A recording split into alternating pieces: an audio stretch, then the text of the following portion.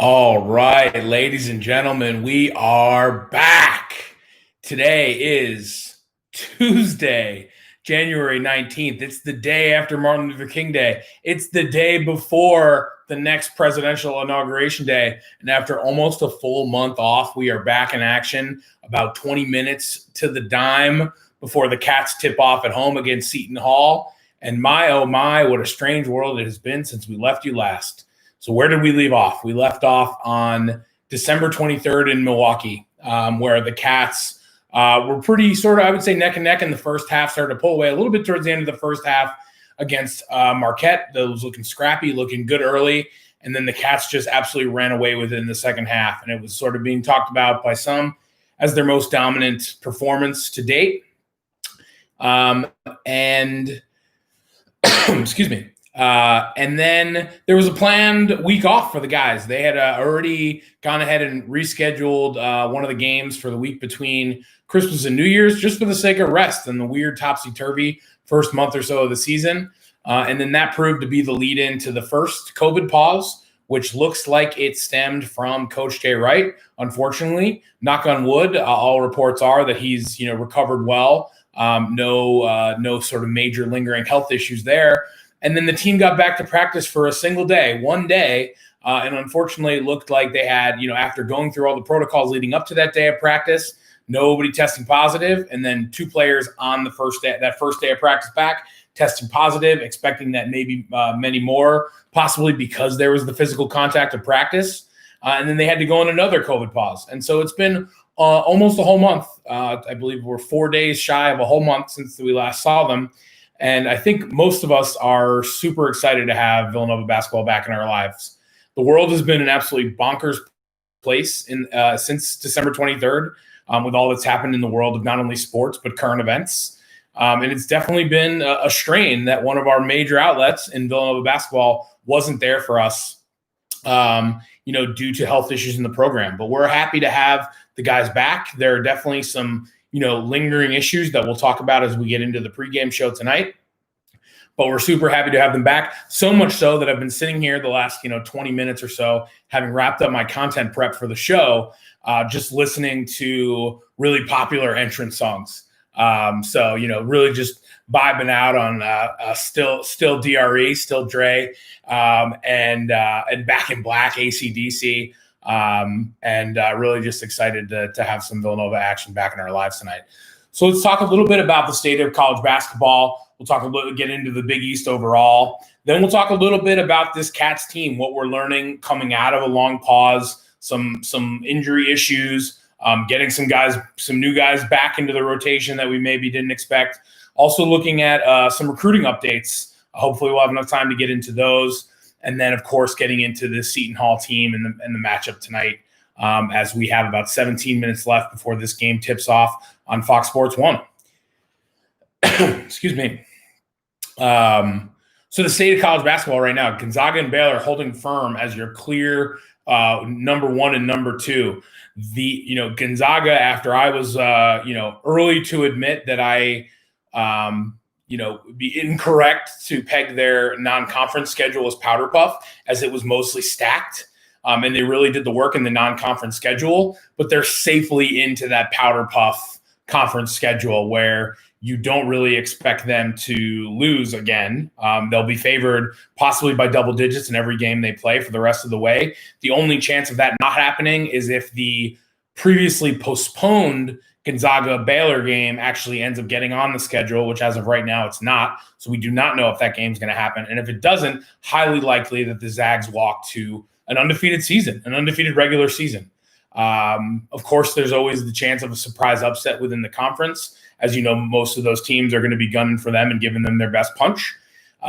Still, looking pretty comfortable at the top of the poll there with no end in sight for Gonzaga.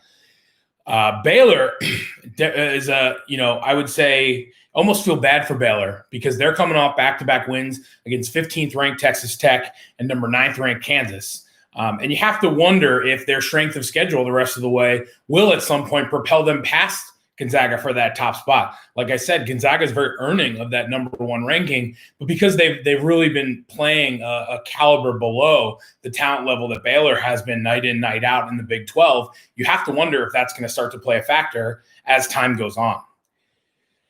Villanova still hanging out somehow at number 3. Really, really pleasantly surprised to see the Cats there. I think we've received that national recognition for Villanova, both from their traditional rankings, but also from your statistical, your KenPom-like rankings as well. So really cool to see the Cats there at number 3, although I wonder if maybe Iowa sitting there at 4 isn't slightly more deserving. I'm surprised they haven't jumped us yet, because they're sitting on 3 ranked wins in their last 5 games overall. Their only loss was a month ago to now ranked Minnesota, who they've since beaten. And then they also lost to Gonzaga. So those are their only 2 losses. So I'm surprised they haven't jumped the Cats yet. You also have Texas hanging out there in the top 10, pretty high in the rankings. I believe they are just coming off of a recent loss. However, standing out as a really solid, early season road win for the Cats. It's going to be a resume win. I don't know that they're going to need it, necessarily to get in, but it definitely could be a difference maker when you're flirting between different seeds at the top of the tournament for the Cats, depending on how things shakes out over the next month or two. And that Texas-Baylor game, I have to point that out, coming up on February 2nd, so just about 2 weeks away, looking like appointment television. Tennessee had been repping hard at the top of the SEC, ranked number 6, although right now I believe if you flip on the score, you're going to see that they're having a tough time right now with Florida. So interesting possible turn of events there. And then to round out the rest of the top 10, we want to call out Michigan, who's playing, I think, surprisingly well, coming off of 3 straight ranked wins before dropping their last game to also ranked Minnesota. So on a really good hot stretch for Michigan, standing out in that stacked Big 10. And then we also want to call out Houston, sort of, hanging out at the sort of the bottom of the top 10, but has differentiated themselves as just a cut above the rest of their conference. So you could expect them to be in that conversation for, a 2 or 3 seed if they continue to sort of win out. Looking at the time here, got about 13 minutes to tip off. So I want to make sure I leave a good amount of time to get into some or all of these topics. When you look at the Big East in particular, I think Creighton is definitely, had been turning into that team that we all thought they were after dropping their conference opener. They rattled off 6 straight and were looking really good, including some very dominant wins in there. And then they dropped one to Butler this past Saturday, which I think surprised a lot of people because Butler's in sort of that lower tier of the Big East. I think if anything, it just sort of shows the overall narrative of the Big East, even though there are sort of clear tiers of eliteness to the teams in the Big East this year. Just about everybody is capable of beating anybody else with their best night. Maybe you exclude DePaul and Georgetown, who are both having relatively poor years, very poor years, if we're being completely blunt. But everybody else is you walk into there, especially obviously with the bias towards Villanova that I have, you walk into these games and these teams throw their absolute best punch at you. These are definitely winnable games for these teams, especially as, the majority of Big East teams are going to be competing for an NCAA tournament spot. Every game that they play down the stretch, that every team plays down the stretch against Villanova, Creighton, or any of the other bubble teams, it's going to be a Super Bowl like effort. So I think it's going to be a really fun year in the Big East, and there's going to be a lot of I don't know that I see Villanova or Creighton necessarily running away with it, right? I think there are going to be some losses in there to those middle of the pack teams because it's just a pretty good conference top to bottom. Not a ton of elite teams again, other than Villanova and Creighton, but there are going to be plenty of bubble teams here in the mix by the end of February. Seton Hall, which we'll get into it a little bit, they're actually tied for second in the Big East right now. So they've stood out and they've definitely done good work with some road wins against Xavier and Marquette. We'll talk about it a little bit more in a second. I think they might be possibly aided by an easier schedule stretch coming into this game. But I guess we'll see, right? Don't want to necessarily jinx us tonight here by smack talking Seton Hall and saying that they've gotten by on a light schedule. Excuse me, just coming over a lingering small cough. Don't worry, not COVID related. So let's get into what's going on with Villanova, and we'll summarize. I think I want to first do a little bit of the summary of the first half and sort of what we were starting to learn about this team. And then we'll get into the rotation a little bit and some of the news and updates coming out of this layoff. So if I had to summarize the sort of, what we'll call the sort of first half of the season, the only loss is against a ranked team with which was basically a last-minute pickup game for Villanova. And not beyond that, Villanova had basically won that game, but gave it away in the final minutes down a tired stretch, and then ultimately in overtime, which they probably didn't even deserve to be in overtime anyway with that sort of crazy call. One of the other things, you hear people joke, second half team. That was sort of Villanova's MO through the first half of the season. They weren't really running away from teams, especially not in the first half. With this, a select few exceptions there. Steve Lavin said something really interesting after the Marquette win on December 23rd, saying, part of this Villanova team's strength and just the eliteness of a coach team is, their ability to throttle you up and down. And then all of a sudden the other team makes a couple mistakes and bam, they're up 15. And that was a great description for what happened in the second half of the Marquette game, where, it was really turnovers were the big difference there, Marquette committing a lot of them, and Villanova just sort of ran away with it as a result of that. I think, like we said, they're already being recognized as a top team nationally, both traditional rankings as well as analytics rankings like KenPom. But it seems like this team still has another gear, which is really exciting if you're a Villanova fan, and was also really disappointing about this COVID layoff, because who knows how that changes the direction of the season. Still sort of unclear where a couple of guys are from a health perspective, and I think also worth noting that a theme in the first half of the season was bench and depth overall was a question mark on some nights. Some nights it looked really good. And I don't want to say it was bad by any means, consistently through the first half of the season, but it definitely was a question mark at times. And we hope that situation is proving. We hope that the bench is only getting deeper as we add guys back into the rotation. But we really don't know how that's going to shake out, especially not in this next, week or two where guys are, getting over some lingering injuries. So let's talk about the rotation, right? At the top of the rotation, you've got Jeremiah Robinson-Earl and Colin Gillespie, both on the current Wooden Award finalist watch list, in the conversation for, not necessarily, top national player of the year. I don't expect either of them are really going to finish that close to the final spot. However, to have two guys, and I think we're at the top 25 for the Wooden list, is pretty spectacular. And well deserved for both of these guys, right? So Jeremiah Robinson-Earl stood out as a sort of a top player in the conference. Most people expect that he's a shoo-in to go to the NBA whenever it is that he decides to go, likely after this season.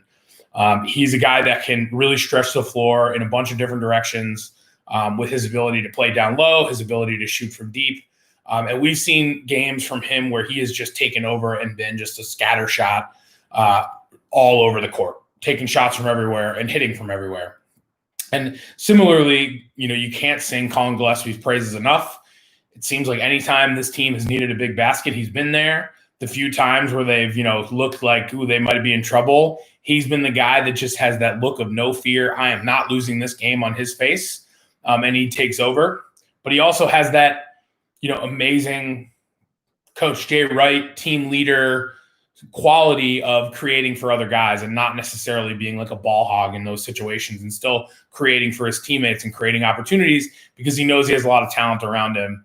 And that's a perfect segue into the next person, which is Justin Moore, who had only been looking stronger and stronger as the season went on. I think really one of the biggest bummers about the long layoff we had is players like Justin Moore were really starting to hit their stride and looked like they were about to take that next step. He's quietly averaging, double figures on off nights, right? And then some of the better nights, he was pushing closer to 20 points, hitting big shots all over the floor.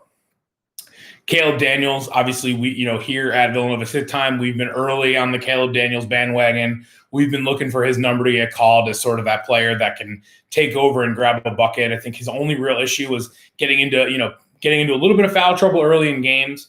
But other than that, he was looking like a home run addition to this program as a transfer, which he was. And you just hope that, there's no lingering COVID issues. He was one of the players identified to have tested positive, also listed as having a minor calf injury. So we'll see how, or if that limits him at all, or if the time off was enough to rest and recoup him up. As of the last time I checked, I do believe he is supposed to dress tonight and supposed to play. So we are in good shape there. Jermaine Samuels, another one of the players that, had confirmed COVID, was having some lingering issues. There was questions up into the last few days about whether or not he'd be having cleared the protocol in time to play this game, but it looks like he has been approved to suit up. So that's good to see. And again, calling out what we were seeing from him before the break, he had a really rough start to the season, including a couple of games where he was looking pretty lost. And then he had found a nice stride in the last few games and was really building on something to try and really save what was supposed to be a much stronger senior leader season for him, and looked like he was heading in that direction. So you hope he can pick up where he left off. You hope that there's no sort of lingering issues from, having COVID and going through the protocol. Word on the street is that Eric Dixon is nursing an Achilles injury. So he will suit up, but questionable about whether or not he's going to get any burn. They obviously want to keep a close eye on that as a key depth piece, especially if Jeremiah Robinson Earl ends up in any sort of foul trouble in some of the, think forward to like March games. You don't want to have him go down with an even worse. You don't want to have Eric Dixon go down with an even worse Achilles injury and sort of risk that depth even further. Cole Swider, had been having, I would say, a decent season as the sixth man off the bench. He's the one guy that I think is more prone to settle for shots just to get them up. So you'd like to see him, really be much more conscious about that shot selection and moving the ball and not just settling for the shot just because he's the one that gets to take it. And then Brandon Slater, really loved the intensity we're seeing from Brandon Slater, especially on defense. Having a little trouble creating on offense. But really was bringing that sort of defensive energy as a junior, looking to see him sort of take a step. Would like to see that step a little bit harder on the offensive side now, but a noticeable sort of spiritual leader type of presence when it comes to really buckling down on defense. And, possibly burying the lead, but Brian Anton, who's a sophomore player that a lot of us have been excited about for a very long time, went down earlier this season with another shoulder injury, a different one than the one that sidelined him earlier in his career at Villanova. But finally, we see him suiting up tonight. We do not know to the effect that he will be, in the game or how many minutes he's going to get, but it's a great step in the right direction to see him suiting up. Similarly, Demir Cosby-Roundtree not suiting up tonight, at least not that I think, but he was finally listed as questionable for this game, meaning that you think he hopefully will be close. Piece of news that we have to cover, even though we're coming down to the wire here with 2 minutes to tip off, is many of you probably saw that Trey Patterson, four-star forward, currently a high school senior, or I guess no longer because he has opted to graduate high school early. Good for him that he was able to do that he had already completed his academics to the point that he was able to do that, meaning he can now enroll in Villanova early, and he'll be eligible to play as soon as the second semester formally begins next week. So you won't see him tonight or over the weekend, but you may see him as early as next week, although it's up in the air as to what it's going to look like when he joins the program. Is he going to get minutes right away? Probably not. He's probably going to have to work himself in, and maybe even it ends up being some sort of a redshirt situation, although to be completely honest, I don't know exactly how that works. However, exciting to see him come out.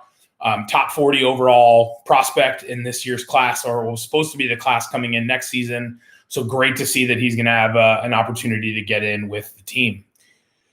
All right, so a minute left. We haven't even really got into Seton Hall. I think the short version is, most people expected them to regress way further than they had, losing Miles Powell after last season, sort of their superstar, program leader. But they've been surprisingly good. Definitely a bubble team right now. I think ranked in the 30 to 40s in the net rankings. 9-5 overall, 6-2 in the Big East, which is good enough for tied for second right now. and Sandro Mamukilishvili, I think I pronounced that right, is sort of their breakout player. He's stepped his game up big this year with Miles Powell moving on. Mamu is scoring 18 plus a game. It looks like his percentages are down because he's drawing all the heat, but he's like their clear, far and away stud. So if the Cats weren't coming off a month off, I would like this matchup for them a lot.